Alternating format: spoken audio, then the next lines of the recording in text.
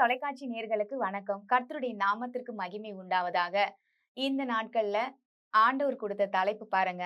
கோடாரி மிதக்குமா? கோடாரி போயிட்டு பாருங்க.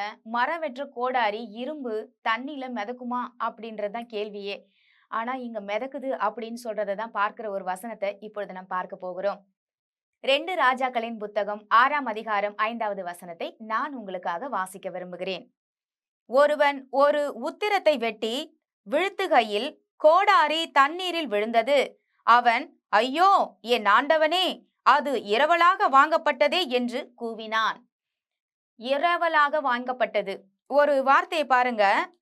ஒரு மரத்தை வெட்டுறதுக்கு பாருங்க, ஒரு மனிதன் ஒரு மரத்தை வெட்டுறாரு. ஒரு மனிதன், ஆனால் ஒரு மனிதன் அப்படின்னு சொல்லிட்டு இன்னொரு மொழிபெயர்ப்புல வருது பாருங்க. ஒரு மனிதன் மரத்தை வெட்டும் பொழுது, ஒரு மனிதன் அப்படின்னா அங்க பல மனிதர்கள் மரம் வெட்டிட்டு இருந்திருக்காங்கன்னு தான் அர்த்தம். ஒரு மனிதன் வெட்டும் பொழுது மட்டும் தவறி விழுந்துருது. அப்படிதான் உங்க வாழ்க்கையில கூட பாருங்க.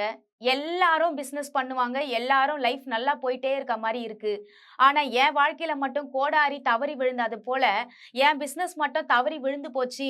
என் வாழ்க்கை மட்டும் உடைஞ்சு போச்சுன்னு சொல்ற மாதிரி இருக்கு. இந்த வார்த்தையை பார்க்கும்போது பாருங்க எனக்கு அப்படிதான் தோணுது. ஏன்னா இந்த மனுஷன் பாருங்க, மரத்த வெட்டி வீழ்த்துறது எவ்வளோ பெரிய ஒரு விஷயம். அந்த ஒரு மரத்தையே வெட்டி சாய்க்கிறான் அப்படின்னா, ஒரு பலசாலியா அந்த இடத்துல கோடாரியே வீழ்த்துற அளவுக்கு கோடாரியே அந்த தலை தெறிச்சு ஓடி போய் தண்ணீல விழுது. அந்த அளவுக்கு மரத்த வெற்ற இந்த மனிதன் பாருங்க சோர்ந்து போயிறாரு. ஏன்னா இரவலா வாங்கிட்டு வந்திருக்காரு அந்த அந்த கோடாரிய. அதாவது காலைல வாங்குனா சில பேர்கிட்ட நம்ம ஒரு பொருள வாங்குவோம். காலையில வாங்கி நான் சாயங்காலம்லாம் கொண்டு வந்து குடுத்துடுறேங்க உங்ககிட்டன்னு சொல்லி வாங்கிட்டு வந்திருப்பாருன்னு நெனைக்கிறேன். அதனால தான் பாருங்க, இரவலாக வாங்கினேனே ஆண்டவனே!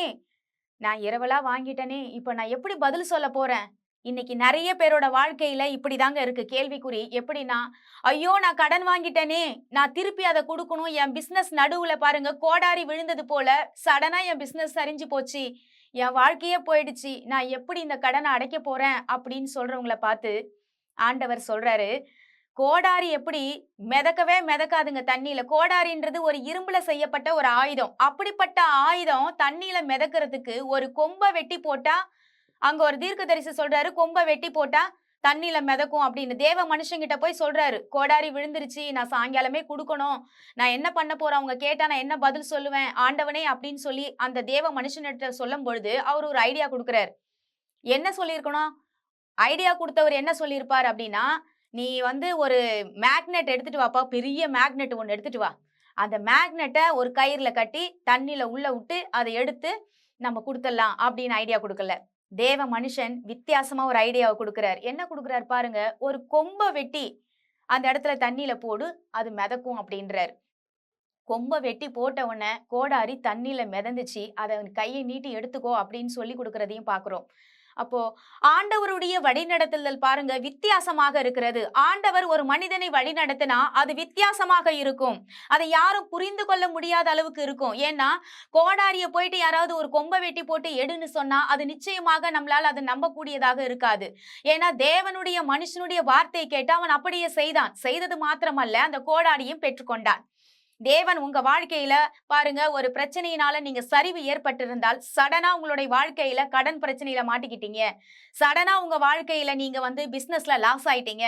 சடனா உங்க வாழ்க்கையில நீங்க யார நம்பிக்கிட்டு இருந்தீங்களோ, யார திருமணம் செய்யணும்னு நினைச்சுக்கிட்டு இருந்தீங்களோ, அவங்க உங்கள விட்டுட்டு போயிட்டாங்க அப்படி நீங்க நினைச்சா, தேவன் நிச்சயமாகவே சொல்லுகிறார், கோடாரி மிதந்து வந்தது போல அது உங்களை தேடி வரும். நிச்சயமாகவே சொல்றேன், கடவுள் ஒரு மனிதனோடு இருந்தால் அந்த மனிதனை பாருங்க எவ்விதமாய் நடத்துகிறார் என்பதை இந்த வார்த்தையின் மூலமாக நான் கற்றுக்கொண்டேன். மிதந்து வருமா? வரும். நிச்சயமாக வரும். வர முடியாத ஒரு கோடாரியை இரும்பு ஆயுதம் உள்ள ஒரு பொருள் மேல மிதக்க முடியுமானால், இரும்பு போன்ற கல்லு மனதுடைய மனிதர்களை தேவன் உங்களுக்காக வரவழைப்பார். நிச்சயமாக பிசினஸ் பாருங்க உடைஞ்சு போன பிசினஸ் மறுபடியுமாக கட்டி எழுப்புவார். அது யாரால முடியும் அப்படின்னு சொல்லி நீங்க கேட்கலாம். இதெல்லாம் நடக்கிற விஷயமாங்க? இல்ல நடக்கும் அப்படின்னு கொஞ்சமாவது நம்புற மாரி இருக்கான்னு, இத கூட என்னால கூட நம்ப முடியல. இந்த வசனத்த படிக்கும்போது, என்னால சுத்தமா நம்ப முடியல. ஒரு கோடாரி மிதக்குச்சு அப்படின்னா. அதுவும் தேவ மனுஷன் சொல்லிட்டாருன்னு சொல்லிட்டு இவர் கீழ்ப்படிஞ்சு அந்த வார்த்தைக்கு செஞ்சிருக்காரு பாருங்க. அதனால தேவனுடைய ஆசீர்வாதத்தை இவர் பெற்றுக்கொண்டார். அநேக பேர் உங்க வாழ்க்கையில இது முடியாது, அது முடியாதுன்னு உங்கள நெகட்டிவா பேசியிருந்தா, அதற்கு முன்பாக தேவன் உங்களை உயர்த்துவது நிச்சயமாக இருக்கும். உங்களால முடியாதத தேவன் செய்வாருங்க. நிச்சயமாக சொல்லுகிறேன். உலக பிரகாரமா ஒரு இரும்பு பொருள் வெயிட் உள்ள ஒரு பொருள தண்ணீல அடியில போயிட்ட ஒரு பொருள நிச்சயமா எடுக்க முடியாது. அது யோர்தான் நதிக்கரை அதுவும் பார்த்தீங்கன்னா, அந்த இடத்துல அந்த தண்ணீல உள்ள போன ஒரு பொருளு மேல வர்றதுக்கு சான்ஸே இல்லாதது தான் நான் சொல்லுவேன் நானு. ஆனா, இங்க வந்திருக்கு அப்படின்னும்போது, ஏன் உங்க வாழ்க்கையில அது நடக்காது? நிச்சயமாக நடக்கும். நடக்கும்ன்றதுக்காக தாங்க வேதத்தை எழுதி வச்சு, இன்னைக்கு அத வாசிக்க வச்சு, உங்ககிட்ட ஆண்டவர் பேசியும் வச்சிருக்காரு. அப்போ ஆண்டவர நம்ம நம்பும் பொழுது பாருங்க, வித்தியாசமான காரியங்கள் நமக்கு நடக்கும். எது நடக்காது அப்படின்னு நெனைக்கிறீங்களோ, இனிமே இது முடிஞ்சு போச்சுன்னு நெனைக்கிறீங்கன்னா, அப்பதான் உங்க வாழ்க்கையே தொடங்கும். என் வாழ்க்கையில அந்த மாரி காரியங்கள் நிச்சயமாக ஆண்டவர் செய்திருக்கிறாருங்க. 2016ல தேவன் என் வாழ்க்கையை மறுபடியுமாக கட்டி எழுப்பினார். தேவன் ஊழியத்தின் வார்த்தையை கொடுத்து ஆண்டவர் மறுபடியுமாக என் தேவன் என்னை வழி நடத்துகிறவராக இருக்கிறார். எங்கள் தேவனே உம்முடைய கரத்துல ஒப்பு கொடுக்கிற சுவாமி. எங்கள் அன்பும் இரக்கமும் நிறைந்த நல்ல தகப்பனே, நாங்கள் உம் மண்டையில் வருகிற சுவாமி. இந்த நாட்கள்ல கோடாரி மிதக்குமா என்ற தலைப்புல பார்த்தோம். கோடாரி ஒரு இரும்பு பொருள். அப்படிப்பட்ட இரும்பு பொருளே மிதக்க கூடுமானால், எங்க வாழ்க்கையில இரும்பு போன்று கல்லு மனதுடையவர்கள் எங்களை பழிவாங்கணும், கஷ்டப்படுத்தணும், எங்களை ஏமாற்றணும் நினைக்கிற மனிதர்கள் மத்தியில் ஆண்டவரே, நீங்கள் அவர்களுடைய இருதயத்தை ஆண்டவரே நீர் கரைத்து, அவருடைய இருதயத்தில் ஆண்டவரே நீர் பேசுகிற தேவன். அவர்களை மறுபடியுமாக ஆண்டவரே அந்த மனதுடைய மனிதனாக ஒரு நல்ல சதையுள்ள இருதயமாக மாற்றி, அவர்கள் செய்ய முடியாத, செய்யக்கூடாது என்று நினைத்த மனிதர்களை நீர் மறுபடியுமாக மாற்ற சர்வ வல்லமுள்ளவராக நீர் இருக்கிறீர். அதே போல பிசினஸ்ல, குடும்ப வாழ்க்கையில சரிந்து போன ஒவ்வொரு நபர்களையும் என் தேவன் ஆசீர்வதித்து, அவர்களை மறுபடியுமாக கோடாரி மிதந்து வந்து ஆசீர்வாதம் கையில வந்தது போல, இழந்து போன வாழ்க்கையை என் தேவன் மறுபடியுமாக கொடுத்து அவர்களை ஆசீர்வதிக்கும்படியாக நாங்கள் ஜெபிக்கிறோம். ஜீவனுள்ள நல்ல தகப்பனே, ஆமென். கர்த்தர் நம் அனைவரையும் ஆசீர்வதிப்பாராக. God bless you.